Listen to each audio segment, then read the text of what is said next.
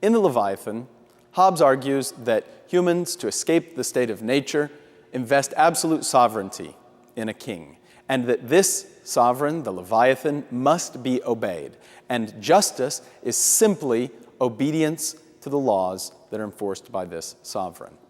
So, to us, this may seem like a particularly strong kind of argument for positive law, and to leave few resources for those who would say that a law is unjust, like Antigone. Hobbes would say that Creon must be obeyed absolutely under all conditions. To help us think through the logic of Hobbes' argument, let's consider this scenario, which is in fact not entirely alien to the way Hobbes thinks of political society. Imagine an army and armed forces.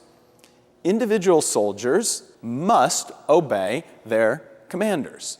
Individual soldiers don't get to decide which laws they think are just or unjust. They don't get to decide which rules they think are just or unjust. They don't get to decide which commands they think are just or unjust. In fact, they don't get to decide whether they think any command is good or bad. They have only to obey.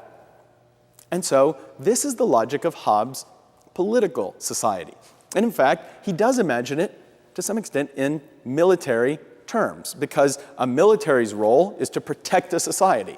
And Hobbes' Leviathan, the sovereign's role, is to bring peace, to bring civilization, to bring order to the unruly anarchy of human desires. And so Hobbes' political society is much like an army in which an individual soldier has no right to appeal to some model of justice beyond the commands that are issued. And so let's consider this. Should a soldier ever disobey the commands of a superior? Is that like political society in Hobbes' vision? And what would make it different?